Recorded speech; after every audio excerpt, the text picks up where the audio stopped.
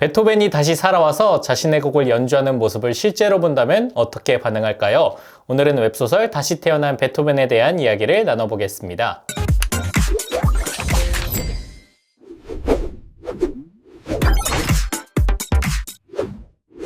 안녕하세요. 문어발의 조국인 김정호입니다. 네, 반갑습니다. 네, 오늘은 제가 네, 준비를 해봤는데요. 좋아요. 저는 앞에서도 말씀드렸듯이 웹소설인데 웹소설 잘 모릅니다. 아, 그래요? 네. 베토벤은 잘 아시나요? 베토벤도 잘 모릅니다.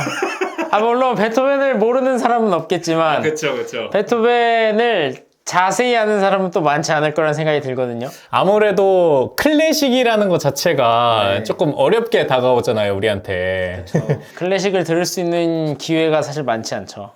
약간 네. 그럴 때 있지 않나요? 어떨 때요? 잠을 자고 싶을 때. 잠을 자고 싶을 때 아니면 뭐 기차역이나 지하철역에서도 가끔 듣고요. 클래식. 맞아요.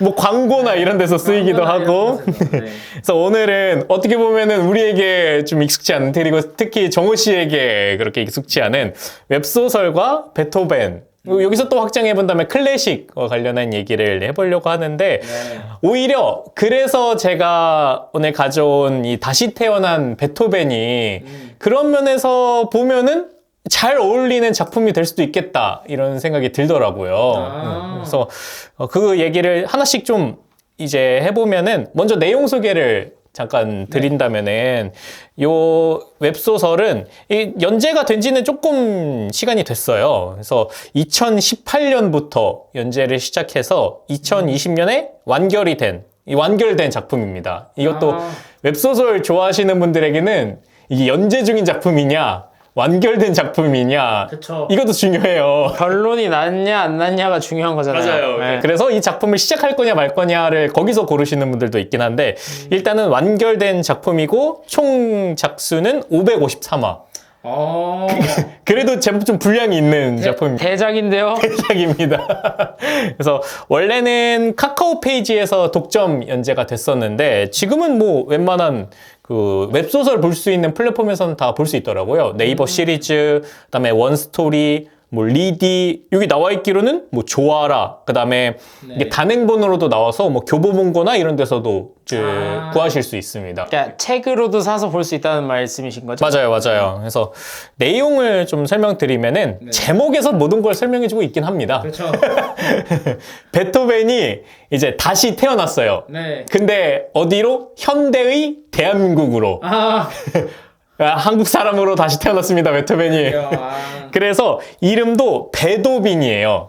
그러니까 이게 베토벤이랑 좀 유사한 이제 한국식 이름으로 아마 이제 지어진 것 같은데, 그래서 이 다시 태어난 베토벤의 주인공은 베도빈. 이 베도빈이 그 과거의 기억을 모두 가지고, 그러니까 자기가 베토벤이라는 기억을 다 가지고 이제 환생을 해서 벌어지는 이제 이야기들이 이제 쭉 이 553화 동안 펼쳐지게 됩니다. 그래서 뭐 어쨌든 베토벤이었으니까 그 대한민국 현대 사회에 적응하는 그 과정도 이 초반에 중요한 에피소드 중에 하나이고요. 그러니까 그리고 어쨌든 베토벤이다 보니까 그런 음악적 재능을 펼쳐 나가는 모습들이 이 주된 에피소드 중에 하나인 거죠. 그래서 뭐 클래식 그 작곡을 하기도 하고 연주를 하기도 하고, 그 다음에 현대 사회에서는 클래식이 물론 그냥 클래식 공연도 있겠지만 새롭게 작곡하는 영역에서는 영화 음악으로도 많이 쓰이잖아요. 이 클래식의 작곡과 이제 연주의 방식들이.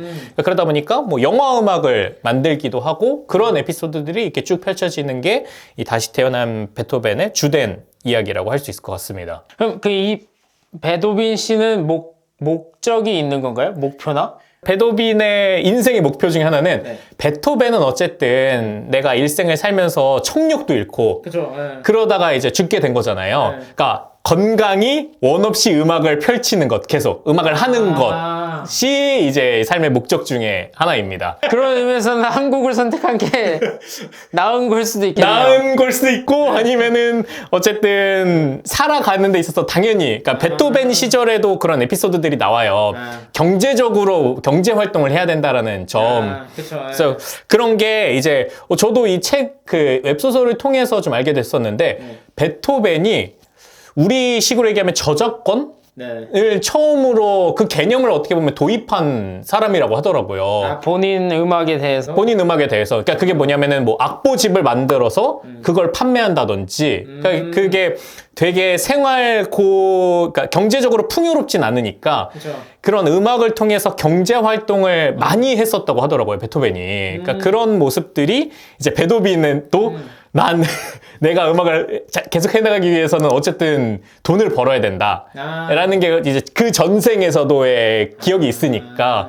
그러니까 그걸 어떻게 하면 돈을 잘 벌 수 있을 것인가를 고민하는 게 이 다스테이너 베토벤의 초반에 주된 에피소드이기도 해요. 그러니까 이게 어쨌든 음악적인 활동은 음악적인 활동대로 하되 전생에 이루지 못했던 건강이라든지 부를 축적하는 게 이제 추가가 됐다고 보면 되는 건가요? 그렇죠. 그러니까 전생에는 그걸 충분히 다 충족하지 못했으니까. 그러니까 그러다 보니까 자기도 아는 거죠. 내가 음악을 계속하기 어려웠던 게 이것들이 충족되지 않아서이기도 하다. 그렇기 때문에 나는 이것을 충족하는 데 있어서, 그러니까 그럴 수도 있잖아요.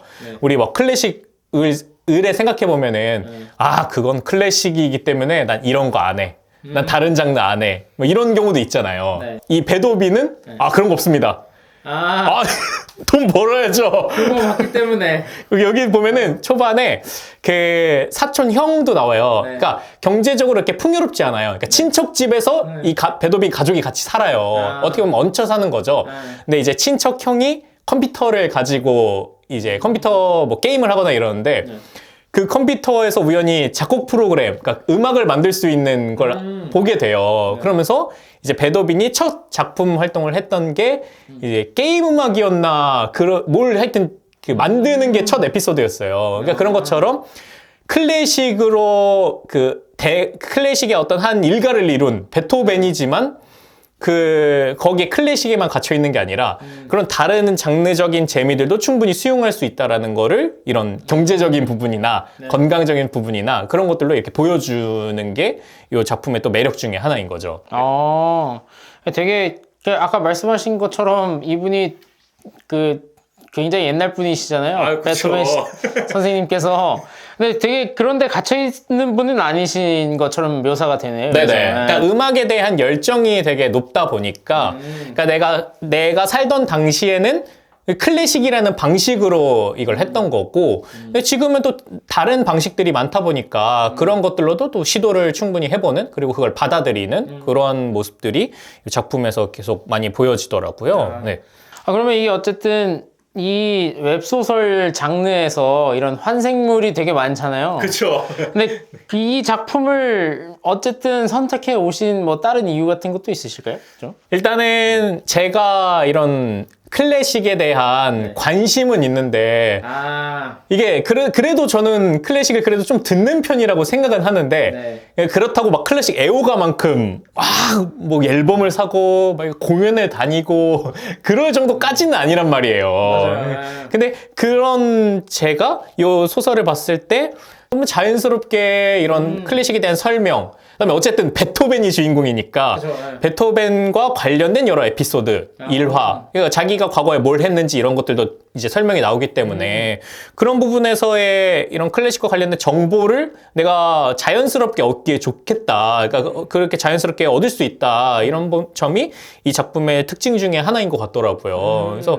클래식에 조금이라도 관심이 있는 분들 아니면은 굳이 클래식이 아니더라도 좀 웹소설에 관심이 있는 분들이라면은 이 작품을 한번 보시면은 그 두 가지의 재미를 더 느낄 수 있는 지점이지 않을까라는 생각이 들어서 좀 이 작품을 가지고 왔고 그리고 또 이게 웹툰도 있어요. 이게 우리가 보통 뭐 웹소설 기반으로 웹툰이 만들어지고 또 뭐 요즘에는 뭐 드라마나 영화로도 많이 만들어지잖아요.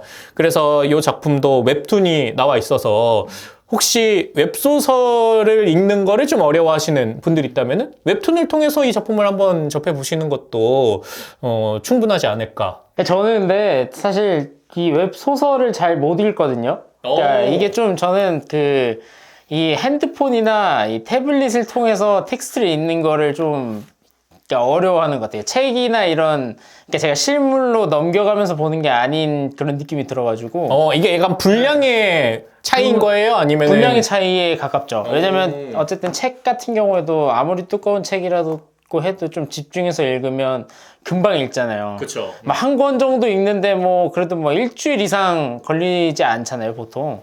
근데 이런 아까 554화 본편만. 네. 아 본편만 그리고 이 뒤에 또 프리퀄 뭐 이제 후일담처럼 외전도 한 2파트가 또 나왔어요. 그것도 한 50화 내외 정도의 분량이라서 그거 총 합치면 한 650화? 650화, 한 700화? 700화 정도 되는 분량을 다 읽는다는 건 무리가 있지 않을까. 쉽지는 않죠, 사실. 네. 그래서 저는 오히려 이 웹툰이 있다는 게 또 장점 중에 하나인 것 같아요. 저는 웹툰은 그래도 좀 보거든요.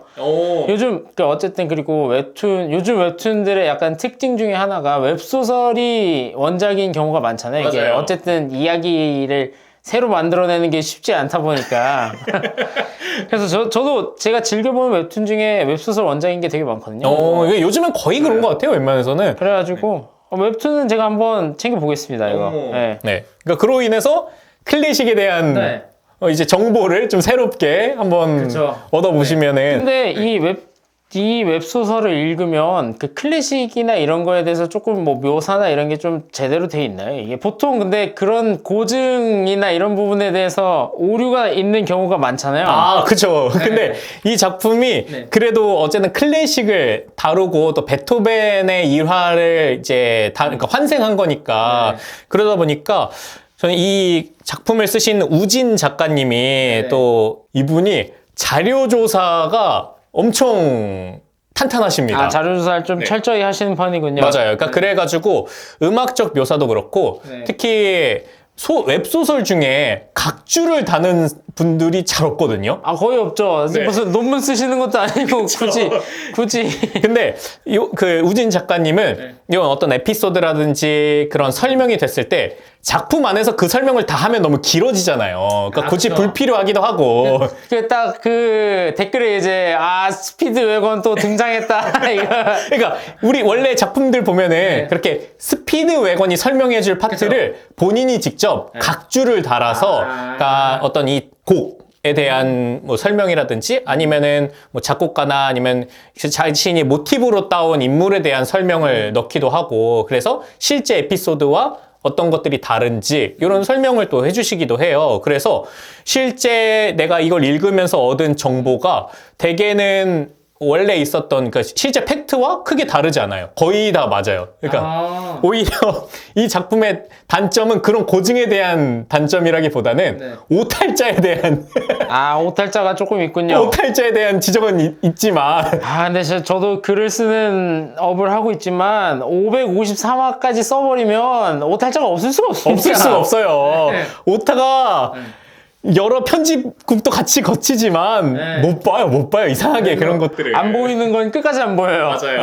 그러니까 그럴 정도로 어쨌든 이런 고증이나 그런 설명에 대해서는 되게 탄탄한 편이다. 그게 장점이기도 해서 그래서 웹소설을 이렇게 쭉 읽다 보면은 자연스럽게 여기서 지금 나온 이 작품을 나도 한번 들어보고 싶다 이런 생각이 들더라고요. 왜냐면은 이게 유튜브 콘텐츠가 아니니까 예를 들어 베토벤의 그 월강 소나타 이거를 이 주인공 베토벤이 자신의 그 과거의 기억과 이런 것들을 담아서 막 연주해요. 그 작품 속 인물들은 놀라 자빠졌어. 뒤집어졌어. 근데 내가 그게 무슨 곡인지 알 수가 없잖아. 나는 상상을 해야 되는데 상상할 수 있을 기억이 없어. 그러니까 뭐 그 작품 속에서 설명이 돼요. 뭐 유려한 뭐 어디 안개 속에서 뭐가 나와서 이렇게 됐었다. 뭐 이런 풍경이 묘사되는 듯 했다. 이렇지만 그거 글로써 다 받아들여지는 건 한계가 있기 때문에 그러니까 그러다 보니까 자연스럽게 바로 유튜브 들어가서 이 작품을 치고 그러면은 물론 베토벤이 연주한 만큼은 아니겠지만 뭐 이제 전 세계 유명한 그 연주가들이 연주하는 것들을 들으면서 이 글을 읽으면 이 글의 생동감이 조금 더해지는 거죠. 그러니까 그런 면에서 그런 게 또 이 작품을 그러다 보니까 자연스럽게 이 클래식의 매력을 좀 더 느낄 수 있는 그러한 것이 장점 중에 하나인 것 같기는 해요. 그 다음에 또 매력적인 부분에서 한 가지 더 좀 짚어보자면은 어쨌든 환생을 해도 베토벤이니까 그러니까 그런 과거의 자신의 습관이 그대로 묻어나 있는 경우가 있더라고요. 그러니까 그런 걸 이렇게 묘사를 해줘요. 그래서 저도 찾아보니까 베토벤이 네. 커피를 좋아했는데 네. 커피콩을 꼭 50알을 따로 세서 갈아서 마셨대요. 아, 강박이 있었다는 거죠? 강박이. 아이, 50알. 51알이나 49알이면 절대 안 되고. 안 돼요. 딱 50알을 골라서 이제 갈아서 커피를 마셨다는 그 일화가 있는데, 그것처럼 이제 베도빈도 항상 이제 커피 50알을 골라서 이제 갈아서 마시고, 그러니까 그런 모습들이 이제 베도빈의 삶에서도 이제 나타나고, 그 다음에 자신이 뭐 과거에 이제 어떤 일을 했었지라고 이제 회상하는 장면에서도 그런 베토벤의 일화들이 많이 나와서, 어쨌든 저도 베토벤에 대해서 사실 엄청 자세하게 그렇죠. 검색하거나 그러기 쉽지 않잖아요. 그리고 이런 개인적 일화들은 어떤 작품에 대해서만 우리가 보통 접하니까, 그러니까 그런 베토벤과 관련된 개인적인 일화에 대한 내용들도 알 수 있었다. 그래서 야, 참 유익한 인문적 지식이 조금 더 한층 더 높아지는 그런 효과들도 있고, 그리고 또 여기에 등장하는 주요 인물들이 특히 음악인들의 경우에는 유명한 지휘자들, 네. 그리고 유명한 뭐 작곡가들, 이런 분들을 실제 인물로 데리고 와요. 그래서 거기 등장인물로 등장을 시키거든요. 그래서 그러다 보니까 이런 세계적인 유명한 지휘자들이 누구인지, 그리고 그런 작곡가들이 누구였는지, 그러니까 그런 것들을 또 볼 수 있다는 점도, 그러니까 실존 인물과 또 어떻게 다른지를 비교해보는 재미들도 있고, 그리고 우지인 작가님의 이런 작품 속에서 드러나는 특징 중에 하나가 캐릭터성을 되게 잘 부여해요. 이런 것들이 사실 웹소설이나 웹툰이나 이런 데서는 되게 중요하잖아요. 네. 그리고 특히 이렇게 분량이 길어지다 보면은 많이 어려움을 느끼는 게, 얘가 누구였지? 아, 맞아요. 이런 거 많잖아요. 까먹어요. 지금 제가 그 마블이 좀 그래요. 쟤는, 그러니까 마블이 좀 드라마도 나오고 영화도 나오고 막 섞어서 나오잖아요. 드라마에서 나왔던 애는 누군지 모르겠거든요. 네네. 약간 그게 지금 섞여버렸어요. 제 캐릭터성이 너무. 그러니까 이게 다들 정의롭고, 다들 성격이 비슷하고 온화하고, 그렇게 개성이 없으면은 그런 구분을 하기가 어렵잖아요. 특히 이런 작품들에서는. 그러니까 그런 것들을 봤을 때, 이 캐릭터는 엄청 편집증적이야. 이 캐릭터는 엄청 유해. 이 캐릭터는 엄청 츤데레야. 그러니까 이런 캐릭터마다의 확실한 캐릭터성을 부여하다 보니까 이 각 캐릭터 간의 케미라든지 이 각 캐릭터 간의 갈등, 그러니까 갈등이라기보다는 그런 소소한 일상에서 에피소드, 뭐 성격적인 부딪힘, 이런 것들이 하나의 일상 속 에피소드로도 전환이 되고, 또 그 캐릭터를 기억하는데도 좋아가지고, 그러니까 그런 부분에서 이 작품 속의 특징 중에 하나로는 그런 캐릭터들이 되게 잘 살아있다. 그리고 그 캐릭터 한 명 한 명이 또 실존 인물을 모티브로 한 경우도 있다 보니까, 그러니까 그런 실존 인물과 또 어떤 부분에서 다른지를 비교해보는 재미가 있다라는 점에서도 읽는 재미가 있더라고요. 그래서 그런 부분들을 종합적으로 봤을 때 이 다시 태어난 베토벤은 한 번쯤 좀 읽어보실 만한 작품이지 않을까 싶어서 오늘 이렇게 한번 가지고 와봤습니다. 자, 오늘 저희가 이렇게 클래식에 대한 조예 깊은 얘기를 나눠봤는데 참 오늘 뜻깊은 시간이었던 것 같아요. 그런가요? 네. 너무 저 혼자 신나서 오늘 너무 많이 떠는 것 같아가지고. 아니요. 그러니까 저는 사실 클래식을 잘 모르니까 뭐 이렇게 클래식을 사실 접할 기회가 많이 없었거든요. 네네. 예전에 그냥 음악 시간에만 뭐 사실 이 우리나라 음악의 가장 큰 문제점 중에 하나일 수도 있겠지만, 이 사람이 이름 외우는 거, 이 사람이 뭐 고전파니 낭만파니 뭐 그다음에 뭐 이 사람 몇 세기 사람이니, 이런 거 외우는데 바쁘지 사실 음악을 들을 일이 거의 없잖아요. 맞아요. 그러니까 음악을 듣더라도 이런 에피소드나 재밌게 이걸 접하면은 그나마 나았을 텐데 주입식으로 이것마저도. 그렇지. 음악의 아버지는 바흐, 어머니는 핸델. 그러니까 이 작품이야. 이렇게 가다 보니까 진입장벽이 자연스럽게 생기게 됐었는데. 그러니까 그런 부분에 있어서 이런 웹소설이나 웹툰 이런 것들이 참 좋은 역할을 하는 것 같아요. 맞아요. 쉽게 접할 수 있게 해주고 좀 더 가볍게 접할 수 있게 해주는.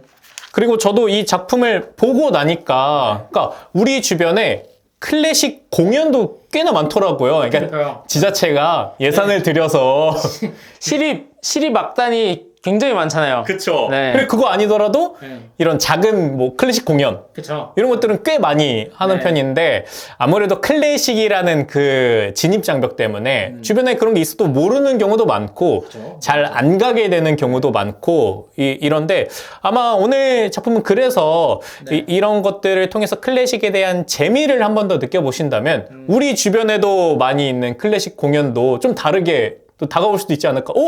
저거 베토벤이 연주했던 그 작품이잖아. 이러면서 또 접해보실 수 있지 않을까 싶어서 오늘은 이 다시 태어난 베토벤에 대해서 같이 한번 이야기를 좀 나눠봤습니다. 네. 그럼 여기서 좀 마무리를 해볼까요? 좋습니다. 네. 네. 그럼 저희 지금까지 문어발의 김정호 조국인이었습니다. 모두 안녕.